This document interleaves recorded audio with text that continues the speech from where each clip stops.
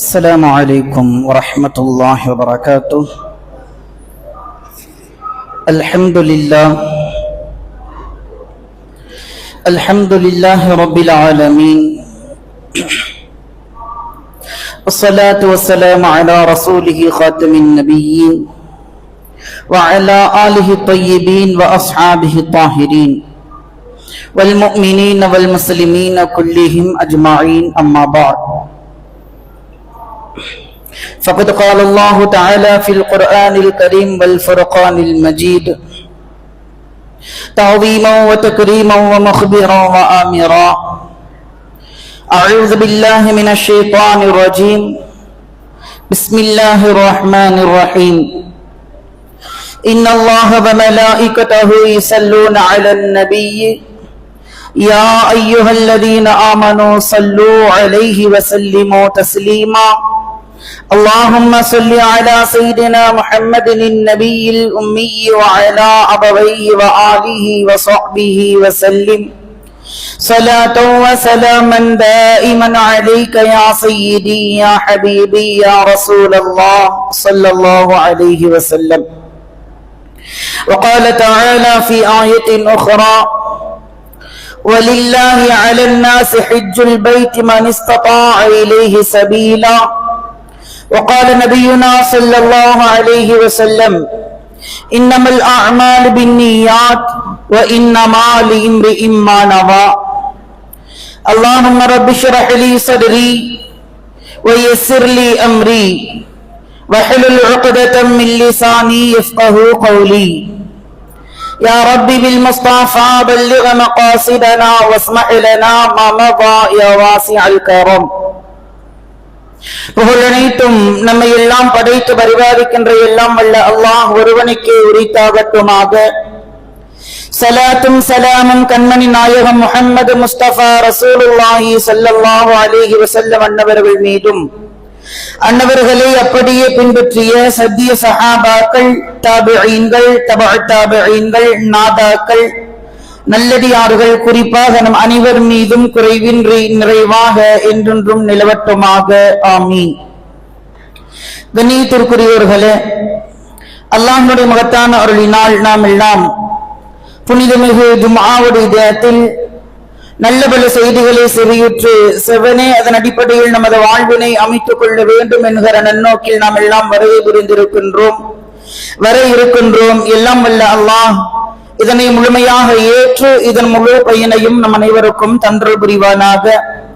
இதன் பரக்கத்தை கொண்டு நம்முடைய எல்லா விதமான ஹலாலான ஹாதத்துகளையும் நாட்டங்களையும் தேட்டங்களையும் நிறைவேற்றி தந்தல் புரிவானாக. நம்முடைய வியாபாரங்களில் பரக்கத்து செய்வானாக. நம்முடைய வருமானங்களில் அபிவிருத்தி செய்தல் புரிவானாக. நம்முடைய எல்லா விதமான கவலைகளையும் கஷ்டங்களையும் நீக்கி அருள் புரிவானாக. அரவராப்பித்தவனாக எனதுரை துவங்குகின்றேன். கண்ணியத்திற்குரியவர்களே, அல்லாஹ்வுடைய அருளினால் உலகம் முழுவதும் ஹஜ்ஜுக்காக நமது இஸ்லாமிய சொந்தங்கள் பயணத்தை மேற்கொண்டு கொண்டிருக்கிறார்கள். அதற்காக இன்னும் ஆயத்தமாகிக் கொண்டிருக்கிறார்கள். எல்லாம் வல்ல அல்லாஹ் இந்த ஆண்டு ஹஜ் செய்பவர்களுடைய அத்துணை நபர்களினுடைய ஹஜ்ஜையும் வல்லூன் அல்லாஹ் மக்பூலானதாக, மபரூரானதாக ஆக்கி அருள்புரிவானாக. அதில் எந்த விதமான குறைகளும் குறைபாடுகளும் பாவச் செயல்களும் நிகழ்ந்து விடாமல் வல்லூன் அல்லாஹ் முழுமையாக அவர்களை பாதுகாத்து புரிவானாக. இதுவரைக்கும் நம்மில் யாரெல்லாம் ஹஜ்ஜும் உம்ராவும் செய்யாமல் இருக்கிறோமோ அந்த நல்ல ஒரு நசீபினை வல்லோன் அல்லாஹ் நம் அனைவருக்கும் மிக விரைவிலே தன்று புரிவானாக. கண்ணியத்திற்குரியவர்களே, இந்த ஆண்டு இந்திய ஹஜ் கமிட்டியின் மூலமாக 1,20,000 நபர்கள் ஹஜ் பயணம் மேற்கொண்ட இருக்கிறார்கள். அதில் தமிழ்நாட்டில் மட்டும் குறிப்பாக ஹஜ் கமிட்டியின் சார்பாக 6,534 பயணிகளும், தனியார் ஹஜ் ஏற்பாட்டாளர்கள் மூலமாக சுமார் 4,000 நபர்களும், ஆக மொத்தம் தமிழகத்திலிருந்து 10,000 நபர்கள் ஹஜ்ஜுக்கான தயாரிப்பில் இருக்கிறார்கள். வல்லோன் அல்லாஹ் அவர்களுடைய பயணங்களை பாதுகாப்பானதாக ஆக்கி கபூல் செய்து புரிவானாக. கண்ணியத்திற்குரியவர்களே, ஹஜ் உம்ரா என்கிற இந்த இபாதத்துகள் என்பது முன்பெல்லாம் ஒரு எட்டாக்கனியாக இருந்து கொண்டிருந்தது. ஹஜ் என்றாலே பெருமானார் ஸல்லல்லாஹு அலைஹி வஸல்லம் அவர்கள் சொல்லுவார்கள், அல் ஹஜ் ஃபஜ் என்று சொல்லுவார்கள். ஹஜ் என்றாலே சிரமத்திற்குரிய ஒரு அமல் என்று பெருமானார் சொல்கிறார்கள். காரணம், நாம் செய்கின்ற அமல்களை போன்று, தொழுகையை போன்று, நோன்பை போன்று, சதகாக்கள் ஜகாத்துகளை போன்று எளிதாக செய்யக்கூடிய ஒரு அமல் அல்ல ஹஜ் என்பது. அதற்காக பொருளாதாரங்கள் மிக முக்கியம், அதற்காக உடல் ஆரோக்கியம் முக்கியம். இந்த இரண்டும் இருந்தாலும் கூட அந்த பயணத்தினுடைய சேவைகள், பயணத்தினுடைய நாட்கள் என்பது மிக மிக முக்கியமானதாக இருந்தது. அன்றெல்லாம் ஹஜ் செய்வதாக இருந்தால் ஒரு வருடம் ஆகிவிடும். 6 மாசம் டிராவல் போறதுக்கு, திரும்ப வர்றதுக்கு ஒரு 6 மாசம் அப்படின்னு இந்த கப்பல் பயணங்கள் எல்லாம் ஒரு வருடங்கள் ஆனது. நாளடைவில் அதுவெல்லாம் மிக எளிதாக ஆக்கப்பட்டு இன்றைக்கு நினைத்த இடத்திலிருந்து ஒரு சில மணி நேரங்களிலேயே கஅபாவை அடைந்து விடுகிற ஒரு பாக்கியத்தை வல்லோன் அல்லாஹ் நம் சமுதாயத்திற்கு எளிதாக ஆக்கி கொடுத்திருக்கிறார். இந்த அருமையை புரிந்து கொள்ளாத பலர் இதில் ஏற்படுகிற நன்மைகள் என்ன, இந்த இடத்தில் நாம் ஏதேனும் குறைபாடுகள் வைத்துவிட்டால் அதனால் ஏற்படுகிற விளைவுகள் என்ன என்பதையெல்லாம் புரியாமல் இன்றைக்கு 1 லட்சம் ரூபாய் இருந்தால் போதும் உம்ரா செய்து விடலாம், அல்லது 3 முதல் 8 லட்சங்கள் வரைக்கும் இருந்தால் ஒரு ஹஜ் செய்து விடலாம் என்று இன்றைக்கு சர்வ சாதாரணமாக ஒரு வியாபார பொருளை போன்று இன்றைக்கு ஹஜ்ஜும் உம்ராவும் அந்த புனித வணக்கங்கள் என்பது ஆக்கப்பட்டு விட்டது. அதனால் என்னவோ இன்றைக்கு மக்களுக்கும் கூட முன்பு இருந்த அந்த ஒரு தேடல், ஹஜ்ஜின் மீது உம்ராவின் மீதும் தான் அந்த தேடல் குறைந்து போய், நம்மள்கிட்ட பணம் இருக்குது எப்ப வேணாலும் போய்க்கிறலாம் அப்படிங்கிற அந்த ஒரு சாதாரண மனபாவம் இன்றைக்கு மக்களுக்கு வந்து விட்டது. அல்லாஹ் பாதுகாக்க வேண்டும். கண்ணியத்திற்குரியவர்கள், ஹஜ்ஜினுடைய பயணத்திற்காக நிய்யத்து வைத்ததிலிருந்து ஹஜ் பயணங்கள் முடித்து வரும் வரைக்கும், ஏன் இன்னும் சொல்வதானால் ஹஜ் மட்டுமல்ல, கஅபாவை தரிசிக்க வேண்டும் என்கிற உள தூய்மையோடு எண்ணத்தோடு பெருமானாருடைய ரௌதாவை ஜியாரத் செய்ய வேண்டும் என்கிற எண்ணங்கள் மிகைத்து அதற்காக நாம் சேமித்து வைக்கிற 1 ரூபாய் முதற்கொண்டு பயணங்கள் நிறைவு பெறும் வரைக்குமான அந்த நாட்கள் என்பது, நொடிகள் என்பது மிக மிக வல்லோன் அல்லாஹ்விடத்தில் ஏற்புடையதாக இருக்கிறது. ஆனால் இன்றைக்கெல்லாம் அப்படியே தலைகீழாக மாறிவிட்டது. அந்த புனிதங்கள் என்றால் என்ன என்பது மறந்துவிட்டோம். இன்றைக்கெல்லாம் அல்லாஹ்வின் அருளால் பலரும் ஹஜ் செய்கிறார்கள், பலரும் உம்ராக்கள் செய்கிறார்கள். ஏழ்மையாக இருப்பவர்கள் கூட இன்றைக்கு ஏதோ சேர்த்து வச்சு ஒரு சில நபர்கள் உள தூய்மையோடு செய்கிறார்கள், அவர்களை பற்றி அல்ல. இன்னும் பலர் அதையெல்லாம் ஒரு டூராக, சுற்றுலாவாக இன்றைக்கு எண்ணிக்கொண்டு ஒரு என்ன சொல்றதுன்னா இயர்லி ஒன்ஸ் டூர் பேக்கேஜ், அதுல என்னன்னா ஒரு கஅபாவுக்கு போயிட்டு வந்துடலாம், மதீனாவுக்கு போயிட்டு வந்துடலாம், பைத்துல் மக்தஸுக்கு போயிட்டு வந்துடலாம், நபிமார்களுடைய கபர்களை ஜியாரத் பண்ணிட்டு வந்துடலாம், இப்படிங்கிற அந்த டூர் பேக்கேஜை போன்று இன்றைக்கு ஆக்கப்பட்டு விட்டது. அதனுடைய புனிதங்கள் என்ன, அதனுடைய கண்ணியங்கள் என்ன என்பதை எல்லாம் இன்றைக்கு நம்மில் பலரும் மறந்து விட்டார்கள். இன்னும் சொல்வதானால் அங்கு சென்று வியாபார பொருட்களில் பர்ச்சேஸ் ஷாப்பிங்காக ஒரு நாட்களை அவர்கள் தேர்ந்தெடுத்துக் கொண்டு அதற்காகவே செலவிடுகிற ஒரு சூழலும் உருவாகி இருக்கிறது. இன்னும் அங்கு சென்று செல்ஃபிகளினுடைய கலாச்சாரங்களும் வளர்ந்து விட்டது. போட்டோக்கள் எடுக்கலாம், தவறு அல்ல. இன்றைக்கு கூட வாட்ஸ்அப்பில் வளம் வருகிறது, உண்மையா பொய்யான்னு தெரியல. உள்ள கஅபாவுடைய ஹரமுடைய எல்லைக்குள்ள போட்டோ எடுக்க அனுமதி இல்ல அப்படின்ட்டு, அது உண்மையா பொய்யான்னு தெரியல. உண்மையாக இருந்தால் வல்லோன் அல்லாஹ் ஆண்டு முழுவதும் அப்படி வைக்க வேண்டும். கியாமத் வரைக்கும் அப்படி வைக்க வேண்டும். ஒரு நினைவுக்காக, நினைவு சின்னமாக எடுத்துக்கொள்வதில் தவறல்ல. ஆனால் அங்கு சென்று இதை ஒரு சுற்றுலா தலமாக ஒரு பாவித்து நானும் சென்றிருக்கிறேன் என்பதை பெருமை எடுப்பதற்காக இன்றைக்கெல்லாம் போட்டோக்கள் எடுக்கப்படுகிற கலாச்சாரங்கள் நிறைய உருவாகிவிட்டது.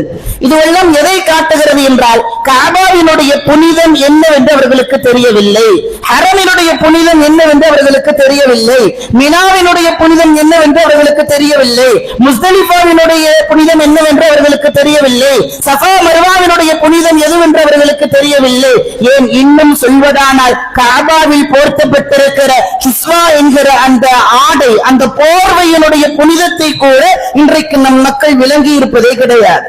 கண்ணியத்திற்குரியவர்களே, பெருமானார் ஸல்லல்லாஹு அலைஹி வஸல்லம் அன்னவர்கள் இந்த புனிதத்தை உயர்த்துவதற்காக வல்லோன் அல்லாஹ்வும் சரி, நாயகம் ஸல்லல்லாஹு அலைஹி வஸல்லம் அவர்களும் சரி, இந்த கஅபாவை மிக உயர்வாக பேசி இருக்கிறார்கள். வல்லோன் அல்லாஹ் குர்ஆன் இப்படி சொல்வான், இன்ன அவ்வல பைத்தின் உதிஅ லின்னாஸ் அல்லதி பிபக்கத முபாரக்கன் வ ஹுதல் லில் ஆலமீன். இந்த உலகில், இந்த பூமியில் முதலாக உருவாக்கப்பட்ட இறை இல்லம் என்றால் அது கஅபத்துல்லாஹ் தான். அதில் உங்களுக்கான நேர்வழிகள் இருக்கிறது என்று அல்லாஹ் தஆலா குர்ஆனிலே சொல்லி இருக்கிறார். ஆக கஅபாவின் மூலமாக நேர்வழி இருக்கிறது அகிலத்தார்களுக்கு என்றால், அந்த கஅபா என்பது நாம் பார்ப்பதற்கு சாதாரணமாக கட்டிடத்தை போன்று இருக்கலாம். ஆனால் அதனுடைய வரலாற்று நிகழ்வுகள் எல்லாம் அது ஒரு நினைவு சின்னமாகவே, இஸ்லாத்தினுடைய அடையாளமாகவே இன்று வரைக்கும் இருந்து கொண்டிருக்கிறது. நாயகம் ஸல்லல்லாஹு அலைஹி வஸல்லம் அவர்கள் சொல்வார்கள், இந்த ஹதீஸை நாம் அறிந்திருக்கிறோம், ஆனால் சிந்தித்தது கிடையாது, அது நினைவு வைப்பதும் கிடையாது. பெருமானார் சொல்கிறார்கள், இன்ன அவ்வல பைத்தின் உதிஅ லின்னாஸ் முபாரக்கன் யுஸல்லி ஃபீஹி. இந்த உலகில் வல்லோன் அல்லாஹ் முதலாக உருவாக்கிய இறை இல்லம் என்றால், மஸ்ஜித் என்றால் அது கஅபத்துல்லாஹ் தான் என்று பெருமானார் ஸல்லல்லாஹு அலைஹி வஸல்லம் அவர்கள் சொல்ல, அதற்கடுத்து ஒரு சஹாபி ஹஜ்ரத் அபூ தர் அல் கிஃபாரி ரலியல்லாஹு தஆலா அன்ஹு அவர்கள் கேட்கிறார்கள், சும்ம ஐயா ரசூலல்லாஹ், கஅபாவிற்கு அடுத்து இரண்டாவதாக உருவாக்கப்பட்ட மஸ்ஜித் எது என்று கேட்கிற பொழுது பெருமானார் சொல்கிறார்கள், அல் மஸ்ஜிதுல் அக்ஸா, பைத்துல் மக்தஸ் என்று சொல்லப்படுகிற மஸ்ஜிதுல் அக்ஸா தான் இரண்டாவதாக உருவாக்கப்பட்டது. பெருமானத்தில் கேட்கிறார்கள், கம் கான பைனஹுமா, அந்த ரெண்டுக்கும் மத்தியில் எத்தனை ஆண்டுகால வித்தியாசம் என்று கேட்கிற பொழுது நாயகம் சொல்கிறார்கள், 40 ஆமா, 40 ஆண்டுகள் வித்தியாசம். ஆக உலகில் முதலாக உருவாக்கப்பட்ட பள்ளிவாசல் என்றால் அதைவிட மிகச் சிறந்த ஒரு புனிதம் வேறு எதுவும் இருக்க முடியாது. என்றைக்குமே முதலாக ஒன்றுமில்லை, சுருக்கமாக சொல்வதானால், திருமணம் முடிந்து முதலாக அந்த தம்பதிகளுக்கு குழந்தை பிறக்கிறது என்றால் அந்த முதல் குழந்தையின் மீது இருக்கிற அக்கறையும் கவனையும் அலாதியானது, அவர்கள் மீதுள்ள அன்பு அலாதியானது. அதற்கு அடுத்து மாற்றம் ஏற்படும். ஆனால் பிறந்தவுடன் எவ்வளவு மகிழ்ச்சியாக அந்த பெற்றோர்களும் குடும்பத்தினரும் அந்த குழந்தையை கொண்டாடுகிறார்கள். அப்படி இருக்க இறைவன் உருவாக்கிய, இந்த உலகில் உருவாக்கிய முதல் பள்ளிவாசல் என்றால் இறைவன் அந்த கஅபாவை எந்த அளவிற்கு புனிதப்படுத்தி வைத்திருக்கிறான், எந்த அளவிற்கு கொண்டாடி இருக்கிறான். நீதிற்குரியவர்களே, கஅபாவினுடைய கண்ணியம் அறிந்த இமாம்கள் எல்லாம் அவருடைய வாழ்க்கையில் எப்படி நடந்து கொண்டார்கள் தெரியுமா? எல்லோருடைய மனதில் காலம் முழுவதும் பதிய வைக்க வேண்டிய விஷயங்கள் இப்பொழுது சொல்லப்படும். ஹஜ்ரத் இமாம் அஹ்மத் பின் ஹம்பல் ரஹிமஹுல்லா அவர்கள் கஅபாவில் பாடம் நடத்துகிற பாக்கியம் பெற்றவர்கள். 4 இமாம்களில் ஒருவர் அஹ்மத் பின் ஹம்பல், ஹம்பல் மதுஹபினுடைய இமாம். அவங்க கஅபாவில் உட்கார்ந்து மக்களுக்கு பாடம் நடத்துகிற ஒரு வளமை, ஒரு வாய்ப்பு ஏற்பட்டது. அந்த சமயத்தில் கஅபாவுக்கு பக்கத்துல, இன்னும் சொல்வதானால் இதுதான் கஅபா அப்படின்னா இந்த இடத்துல அந்த செவுத்த பின்னாடி அப்படி உட்கார்ந்து பாடம் நடத்துவாங்க. அந்த சமயத்துல நீண்ட நேரங்கள் அவர்கள் பாடம் நடத்துவார்கள். இன்றைக்கெல்லாம் ஆசிரியர் பணியில் உள்ளவர்களுக்கு தெரியும், சில மணி நேரங்களிலேயே முதுகு வலிச்சிரும். 1 மணி நேரம் உட்கார்ந்து இருந்தா கால் வலிக்கும், ஒண்ணு எந்திரிப்போம், இல்ல சாய்வதற்கான ஒரு இடத்தை தேடிக்கொள்வோம். அன்றைக்கெல்லாம் இமாம் அஹ்மத் பின் ஹம்பல் ரஹிமஹுல்லாஹ் அவர்கள் வயதான பொழுதும் கூட அவர்கள் எந்த அளவிற்கு அவர்கள் கண்ணியத்தோடு கஅபாவை பார்த்தார்கள் என்றால், அவங்க அப்படி இப்படி நசிச்சுக்கிட்டே இருப்பாங்களாம் பாடம் நடத்தும் போது, வலி தாங்காம.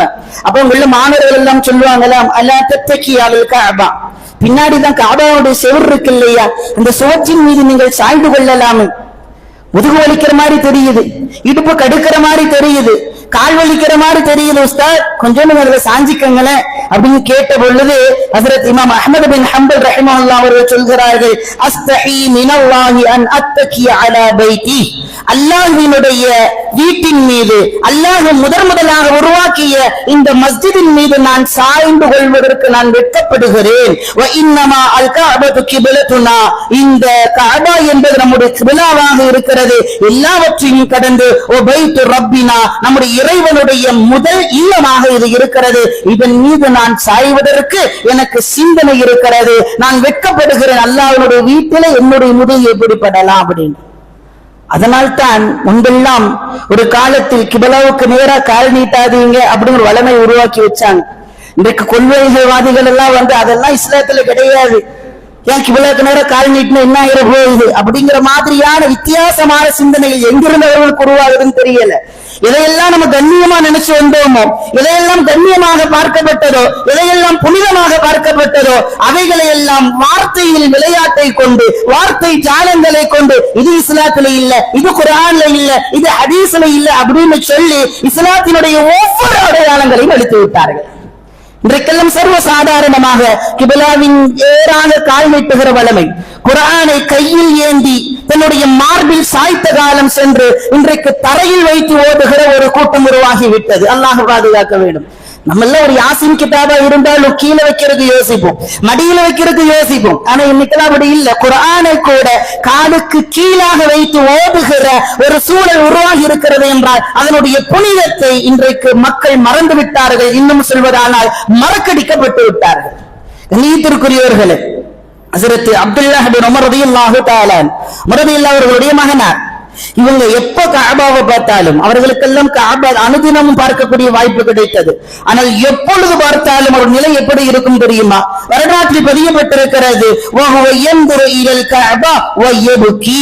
எப்பொழுதெல்லாம் கஅபாவை பார்க்கிறார்களோ அப்பொழுதெல்லாம் அழுது விடுவார்களா. இதற்கெல்லாம் ஒரு பொருள் பொக்கிஷம் புதுசா கிடைக்குது அப்படின்னா அதன் மீது அன்பும் அதுல எடுத்துக்கிற அந்த கேரும் அதிகமா இருக்கும். அதுவே நாள்பட பழகி போயிடுச்சு அப்படின்னா அதை பத்தி பெருசா தெரியாது. இன்னைக்கு வாப்பா ஒரு கிரிக்கெட் பேட் வாங்கி தராங்க, ஒரு சைக்கிள் வாங்கி தராங்க, இல்ல நம்மளே எடுத்துக்கீங்களா ஒரு டூ வீலரோ ஒரு காரோ வாங்குறோம் அப்படின்னா புதுசா இருக்கிற வரைக்கும் துடைக்கிறது என்ன, கழுவுறது என்ன, ஒரு ஸ்கிராட்ச் விழுந்துருச்சான்னு சுத்தி முத்தி பாக்குறது என்ன. அதுவே ஒரு 3 மாசம் 4 மாசம் 5 மாசம் 1 வருஷம் ஆயிருச்சு அப்படின்னா கண்ணாடி உடைச்சா கூட எவன்டா உடைச்சது அப்படின்ட்டு சண்டைக்கு போயிட்டு அதோட விட்டுருவோம். ஆனால் கஅபாவை அனுதினமும் பார்க்கிற வாய்ப்பு உலகில் மிகச்சிறந்த ஒரு வாய்ப்பு. பெருமானார் சொல்வார்கள், அந்நதுரு இலல் கஅபா இபாதத்துன், கஅபாவை பார்ப்பது இபாதத் என்று சொன்னார்கள். அந்த வாய்ப்பை பெற்றிருந்த ஹஜ்ரத் இப்னு உமர் ரலியல்லாஹு தஆலா அவர்கள் எப்பொழுதெல்லாம் பார்க்கிறார்களோ அப்பொழுதெல்லாம் அழுது விடுவார்களாம். அழுவது சாதாரணமாக அல்ல, சில வார்த்தைகளை சொல்லி புலம்பி அழுவார்களாம். என்ன வார்த்தை தெரியுமா? மா அஅதமக் வமா அஅதம ஹுர்மதக், அல்லாஹ் எவ்வளவு கண்ணியப்படுத்தி வச்சிருக்கான். கஅபாவை பார்த்து இமாம் ஹஜ்ரத் இப்னு உமர் ரலியல்லாஹு தஆலா அவர்கள் பேசுகிறார்கள், மா அஅதம, உன்னுடைய கண்ணியம் தான் என்ன?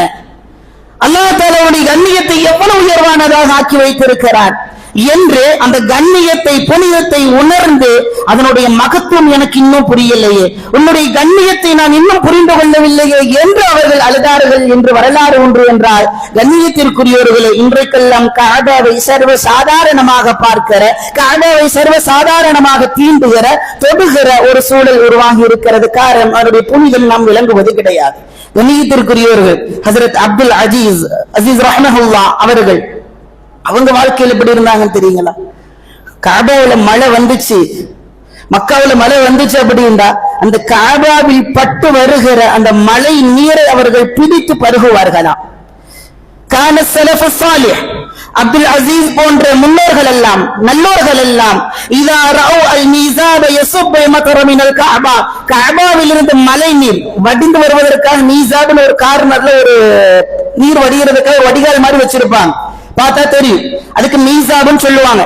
அங்க இருந்து தண்ணி வரவங்க பார்த்துட்டாங்க அப்படின்னா இஸ்தஹனு அலைஹி தபர்ருகன் வ தஅரீமன் லிஷாயிரில்லாஹ், அந்த நீரை புனித நீராக அவர்கள் எடுத்துக்கொண்டு அதனை பருகுவதற்காக அதனை எடுத்துக்கொள்வதற்காக முண்டி எடுத்துக் கொள்வார்கள், போட்டி போடுவார்கள், நெருக்கடியில் அவர்கள் ஆழ்ந்து விடுவார்கள். காரணம் அது தபர்ருக்காக பரக்கத்தாக அவர்கள் நிறைத்தார்கள், அல்லாஹ்வுடைய அடையாளம் என்று அவர்கள் விளங்கி வைத்தார்கள்.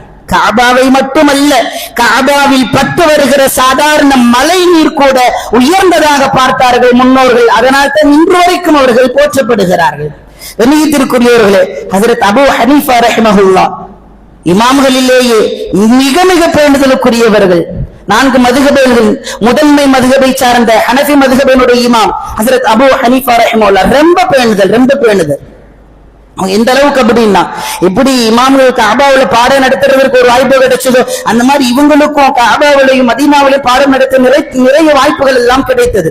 இவங்க அந்த ஹரமினுடைய எல்லைக்குள்ள போயிட்டாங்க அப்படின்னா இவங்க வரலாற்றை குறிப்பிடுகிறார்கள். அன்னஹு கான லா யக்தி ஹாஜதஹு ஃபில் ஹரமி தஅலீமன் லிபுகாஅத்தி மக்கா. ஹரமினுடைய எல்லையில் அவர்களுக்கு சுய தேவை ஏற்பட்டால், அவங்களுக்கு தன்னுடைய சுய தேவை புரிந்திருக்கும் என்று நினைக்கிறேன், மலம் ஜலம் கழிப்பதற்கான ஒரு தேவை ஏற்பட்டால் ஹரமினுடைய எல்லைக்குள் அவர்கள் நிறைவேற்றவே மாட்டார்கள், எவ்வளவு சிரமமான சூழல் இருந்தாலும் சரி. காரணம், மக்காவினுடைய பூமியின் புனிதத்தை அவர்கள் விளங்கி இருந்தார்கள். وَكَانَ يَخْرُجُ إِلَى الْحِلِّ لِقَضَاءِ حَاجَتِهِ كُلَّمَا يَحْتَاجُ إِلَى ذَلِكَ. எப்பொழுதெல்லாம் அவர்கள் கஅபாவினுடைய ஹரமினுடைய எல்லையில் இருந்தாலும் கூட எல்லையை கடந்து ஹில் என்று சொல்லப்படுகிற ஒரு இடம் இருக்கிறது மக்காவில், அந்த இடத்திற்கு சென்று விடுவார்கள். அது ஹரமினுடைய எல்லை விட்டு அப்பாற்பட்டது, ஹரமினுடைய எல்லைக்கு வெளியில உள்ளது. அங்க போய் அவங்களுடைய தேவையை நிறைவேற்றிட்டு மீண்டும் வருவார்கள். இன்றைக்காவது வாகன வசதிகள் உண்டு, டக்குனு போயிட்டு வந்துடலாம். அன்னைக்கெல்லாம் அப்படி இல்ல, நடந்து செல்ல வேண்டும் அல்லது கால்நடையில் செல்ல வேண்டும்.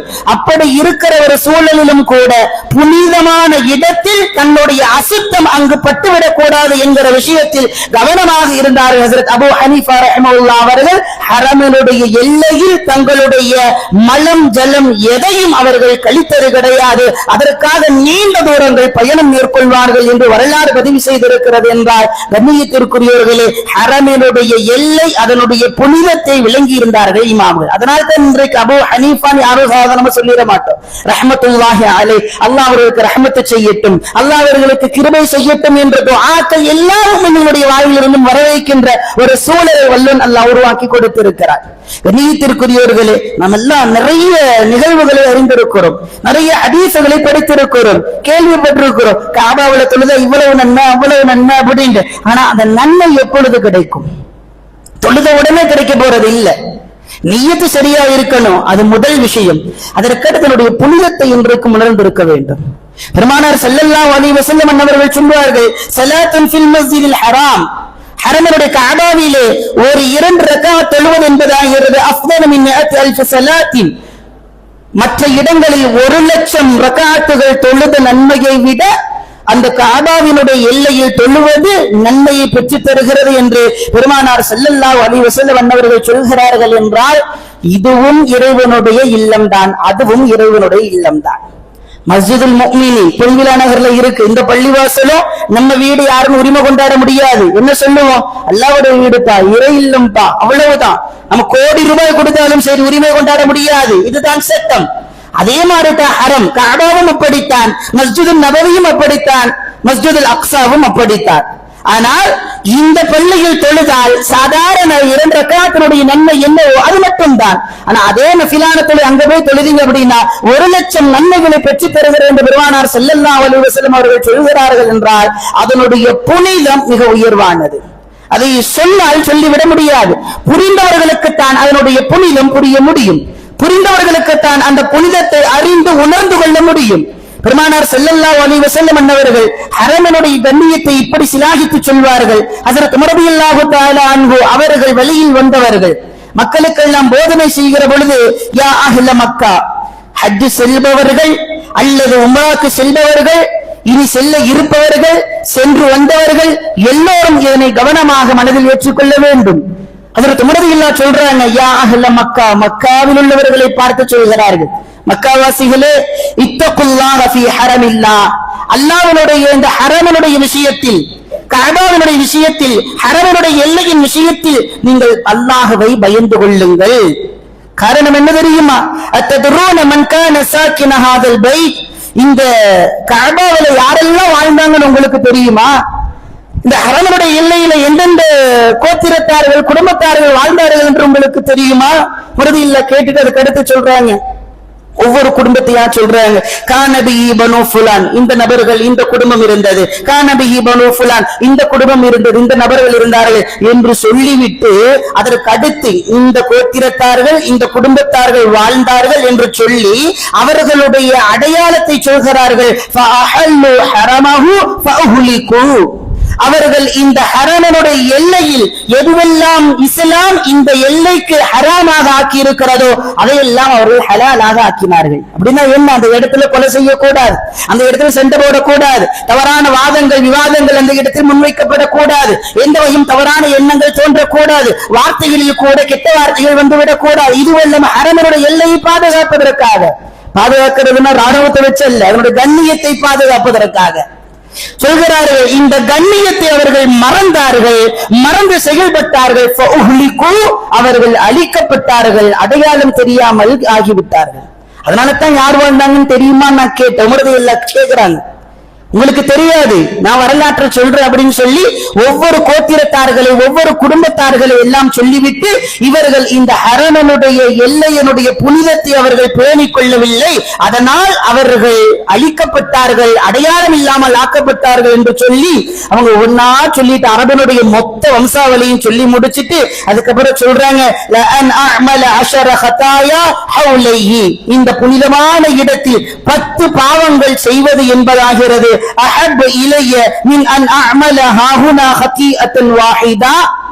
இந்த இடத்தில் ஒரு பாவம் செய்தால் 10 பாவங்களுக்கான குற்றங்கள் ஏற்படும்.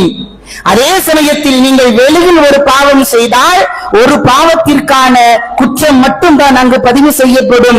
எனவே இந்த இடத்தில் ஒரு பாவம் செய்வதை விட நீங்கள் வெளியில் 10 பாவம் செய்தால் அது பரவாயில்லை என்று ஹஜ்ரத் உமர் ரலியல்லாஹு தஆலா அவர்கள் பாவத்தை கூட பரவாயில்லை என்கிற அளவிற்கு சொல்லி இருக்கிறார் என்றால் இந்த இடத்தில் அறவே பாவம் என்பதற்கான சிந்தனை கூட வந்துவிடக் கூடாது என்று ஹஜ்ரத் உமர் ரலியல்லாஹு தஆலா அவர்கள் சொல்கிறார்கள். நீதிக்குரியவர்களே, ஹஜ்ரத் இப்னு மஸ்ஊத் ரலியல்லாஹு தஆலா அன்ஹு அவர்கள் என்ன சொல்கிறார்கள் தெரியுமா? உமர் ரலியல்லாஹு பாவம் செய்யாம இருக்கணும்னு சொன்னாங்க.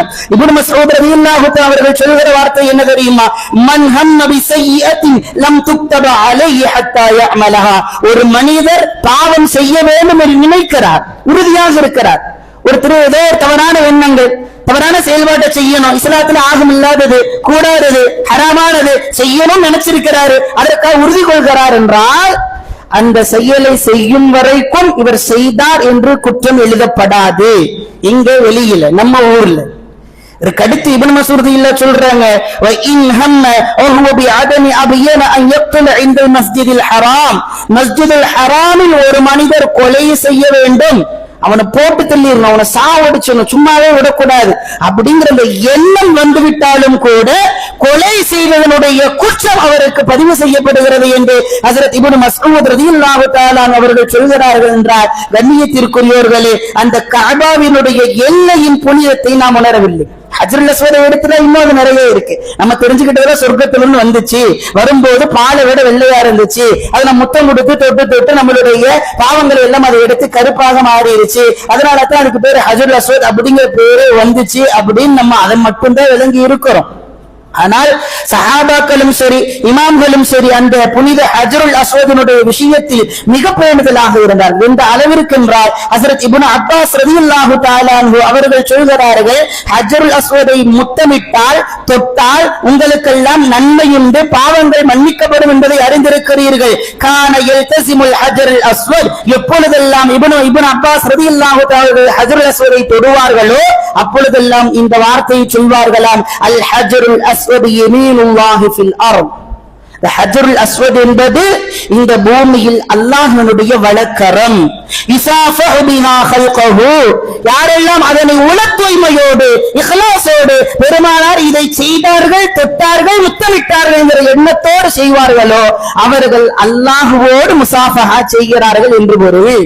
அதனால உமர் ரலியல்லாஹு தஆலா அன்ஹு ஹஜ்ருல் அஸ்வத் முத்தமிட போகும்போது சொன்ன வார்த்தை என்ன தெரியுமா? இன்னமா அன்தல் ஹஜர்.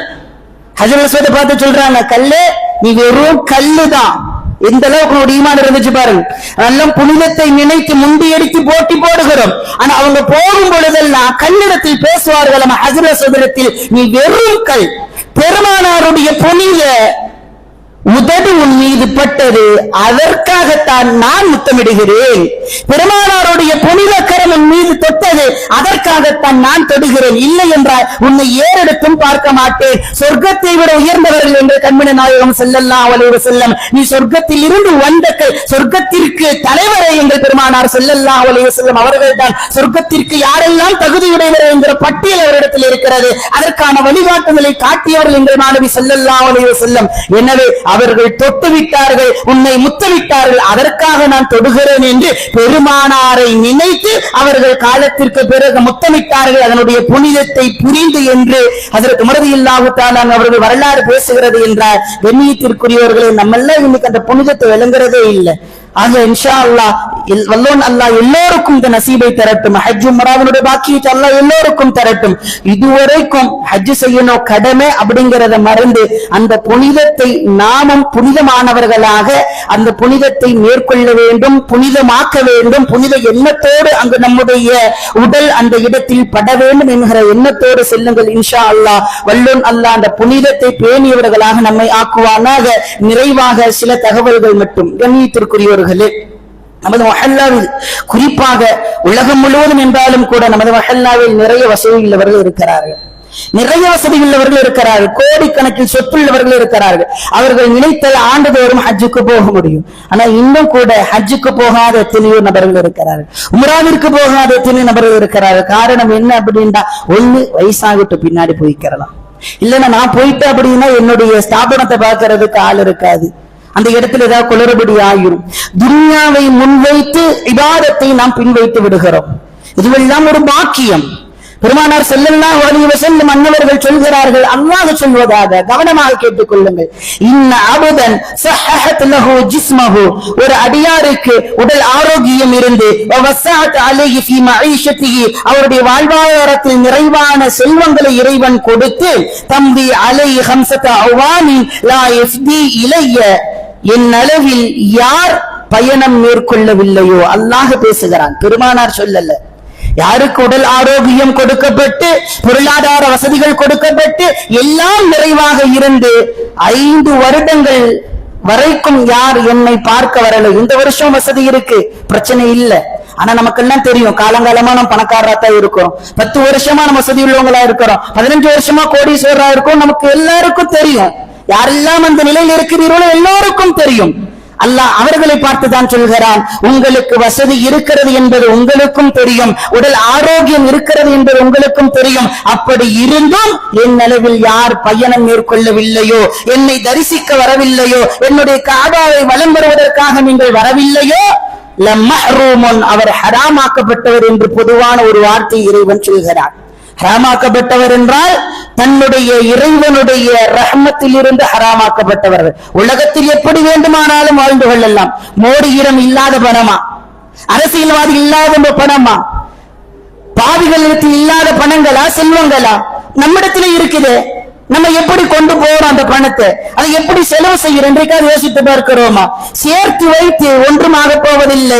கடைசியில் செல்கிற பொழுது கஃன் துணியோடு மட்டும் தான் சொல்லுவோம். நம்முடைய செல்வங்களை வேறொருவர் தான் அனுபவித்துக் கொண்டிருப்பார். இறைவன் கொடுத்திருக்கிறான், இந்த ஆண்டே நான் ஹஜ் செய்ய வேண்டும் என்கிற எண்ணம் வர வேண்டும். இல்லை என்றால் உலகில் நாம் நிம்மதியாக வாழ்வதை போன்று தெரியலாம். ஆனால் இறைவன் சொல்கிறான், லமஹ்ரூமுன், அவர் ஹராமாக்கப்பட்டு விட்டார். அது சொர்க்கத்திலிருந்து ஹராமாக்கப்பட்டவர் என்றும் எடுத்துக் கொள்ளலாம், இறைவனுடைய ரஹ்மத்திலிருந்து ஹராமாக்கப்பட்டவர் என்று எடுத்துக் கொள்ளலாம், இறைவனுடைய மஃபிரத்திலிருந்து ஹராமாக்கப்பட்டவர் என்று எடுத்துக் கொள்ளலாம். இன்னும் சொல்வதானால் வாழ்க்கையில் பல்வேறு விதமான நன்மைகள் வருவதை விட்டும் அவர் தடுக்கப்பட்டவர் என்கிற விளக்கம் கூட எடுத்துக் கொள்ளலாம் என்று நமக்கு முன்னோர்கள் ஹதீஸனுடைய விரிவுரையாளர்கள் சொல்கிறார். என்றால் கண்ணியத்திற்குரியவர்களே, நம்மில் இன்றைக்கு பலரும் ஹஜ் செய்யாமல் இருக்கிறோம், வசதியிலும் உம்ராக்கள் செய்யாமல் இருக்கிறோம். இன்னைக்கு நம்ம நல்லா இருப்போம், நாளைக்கு என்னுடைய நிலைமை என்ன யோசிச்சு பாருங்க. நாளைக்கு பார்த்துக்கலாம், யாருக்கும் உத்தரவாதம் இல்லையே, ரப்ப யாருக்கும் கேரண்டி ஷூரிட்டி கொடுக்கலையே. அடுத்த வருஷம் 2030 வரைக்கும் உசுரோட இருப்ப, 2030 வரைக்கும் நீ உடல் ஆரோக்கியத்தோட இருப்ப, ஆஸ்பத்திரி செலவே வராது அப்படின்னு யாருக்குமே இறைவன் டாக்குமெண்ட் போட்டு கொடுக்கலையே. அடுத்த வருஷம் பார்த்துக்கலாம், பின்னாடி பார்த்துக்கலாம். பிள்ளைங்க பெருசாகட்டும், மனைவிக்கு செட்டில் பண்ணலாம், பிள்ளைங்களுக்கு செட்டில் பண்ணலாம். நான் போல கடையை யார் பார்ப்பா? இதுவரைக்கும் கடையை யார் பார்க்க வைத்தான்? நம்முடைய சொந்த சக்தியை கொண்டு நம்ம பார்க்கல, விளங்கிக்கிறணும். அதுதான் ஆன்மீகம். நம்முடைய கை அசைகிறது என்றால் இறைவன் அசைக்கிறான். நம்முடைய கால் நடக்கிறது என்றால் இறைவன் நடக்க வைக்கிறான். நம் பார்வை பார்க்கப்படுகிறது என்றால் அது இறைவன் பார்க்க வைக்கிறான். ஒவ்வொரு அசைவுகளும் இறைவனால் தான் நடந்து கொண்டிருக்கிறது. நம்முடைய ஸ்தாபனங்களும் இறைவனால் தான் நடந்து கொண்டிருக்கிறது.